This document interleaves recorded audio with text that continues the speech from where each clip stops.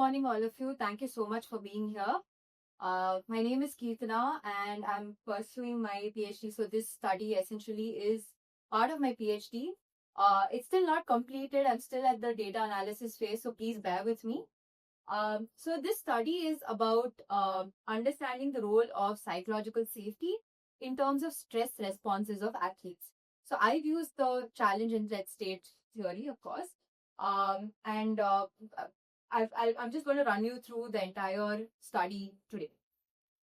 So why this study actually matters? I think firstly, culturally, we all know that the ecosystem in India is very different from the Western context.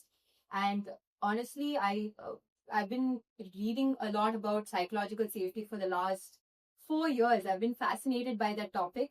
And interestingly, there's been very, very little or probably no research with regard to psychological safety in an Indian context, especially in a sporting context.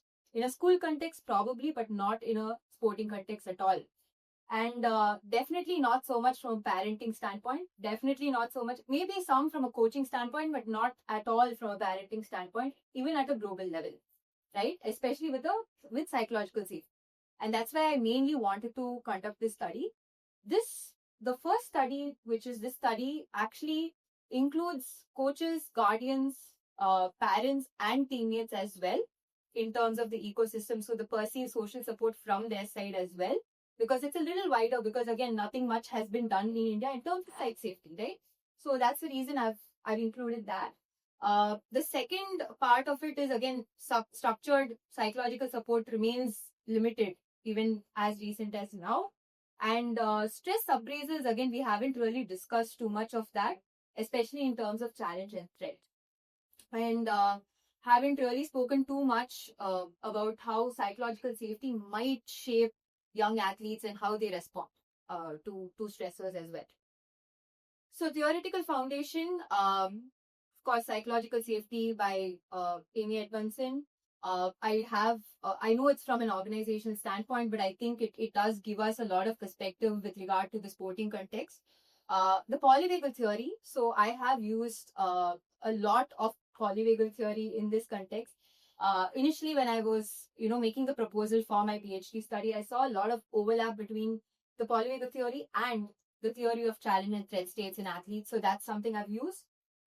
Then, of course, the theory of challenge and threat state in athletes, revised, the second one, which is more recent, and the transactional theory of stress, which is, again, it's part of TCTSA, and I've used portions of that as well in this particular study. Purpose of this study, basically my questions. Does psychological safety really affect or rather influence challenge appraisals? The findings are quite interesting, actually, so I'm going to get to that in a minute. Stress appraisals, how does it affect perceptions of threat? The third one is parent-child perceptions, because my PhD study is going to be on parent, intervention in terms of parents. What can they do differently? At least that's what I've planned to do. So that's why I've kind of specified in terms of parent-child perceptions over here. So impact of shared safety perception. So even that. The fourth aspect would be social influence, which is examining its role. How does this affect sporting environments as such? So, of course, we've done some mediation and moderation as well. So, the design of the study, this was more of a temporal regression. So, I had a baseline, test given to all of them. So, this is more in terms of trait level, stress responses and trait level psychological safety, so that I understand that a little better. I use the NPSS over here, the Neuroceptive Psychological Safety Scale. And of course, the other scales with regard, which I will get to in a minute as well. So after the baseline survey, which was T1, I had 3 other time points, which was just before competition. So just before competition, we had one. They had to fill out a survey, which had very similar questionnaires, or rather the same questionnaires, but more in terms of the state, right? So this happened 3 times. Approximately 400 competitive athletes participated in this. So between the ages of 14 to 18, I picked this particular age category because that's when they're really influenced by the sporting ecosystem. Of course, standardized psychometric instruments like which I'll get to in a minute, which is NPSS, then the CAT, sport, all of that, and used. This was done throughout India. So I had participants from all over India. We had a lot of academies really supporting this particular survey as well. So that was quite nice to see. So the key measures that I've taken here, there are a little more. We have achievement goal theory as well in addition to this, but I've just put down whatever is key here. NPSS, as I mentioned, from the polyvagal theory, from that perspective. So this was given during the baseline study. The CPPSS. So basically, I have adapted Amy Edmondson's 7-item scale to a parent-child context. So I've just changed that. CAT sport. Which is also easily accessible, and PSISS2, which is the which is more for the perceived social support. And it gives us a very overall viewpoint as well from a coaching, parenting, guardian, and teammate standpoint. So baseline data analysis overview, as I said, the data analysis is very, it's still in a very preliminary stage right now. I still have a lot of analysis to do, but I've analyzed only the baseline time point right now, as of now. And very, very interesting, I'm just going to get to this, yeah. Very interesting findings with regard to this. So the NPSS scales has 3 separate, sub-skills as well. One is social engagement, next is self-compassion, and the third is body sensations. And I went a little more in depth to understand what influences what. So if you look at this social engagement, it decreases challenge appraisal, which was completely different from what I thought would be, right? Compassion increases challenge appraisal. So which means people are able to, these athletes are able to perceive stress in a more adaptive manner when there is more compassion. It's also interesting because social engagement may not even make them feel stressed, maybe. I'm not sure. So we're still getting into details of that. So the main interpretation that we figured over here was being calm, like physically calm. Social calmness might reduce mobilization into competitive challenge state, and compassionate cues might promote these resource-focused engagements as well. So the demands versus resources, the resources will be much higher than the demands in Cs.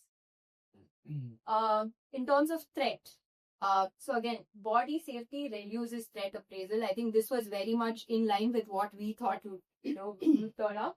Compassion increases threat appraisal. Again, this was opposite of what we thought, but again, we need to explore this a little bit more for me to conclusively, see what happens there. Social engagement, no significant effect at all.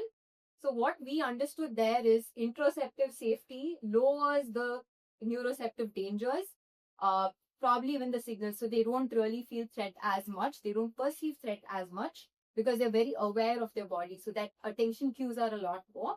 And compassion might have higher, emotional sensitivity. So they may perceive threat a little more. So that's what we were looking at. That was the angle that we were seeing, or that was the interpretation we had as well. So moderations that we've run here. Again, we've run all of this separately with challenge and threat. With regard to threat, coach support. Okay, when there is higher support, psychological safety, predicts lower threat. So that was very evident over there. When there's low adult support, psychological safety is reduced or has negligible effects. Teammates do not influence the baseline threat processing. At least that's what we saw over here.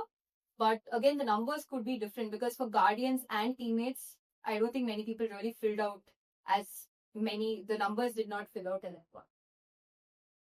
Guardian specific patterns. So again, if you look at this, not many, filled in terms of guardian responses. High guardian support, NPSS predicts higher challenge. Low guardian support, NPSS predicts lower challenge, and that's what it is. So what is the final interpretation? At least what we've seen till now is that the social engagement reduces challenge, compassion increases both challenge and threat, body sensations reduces threat appraisals.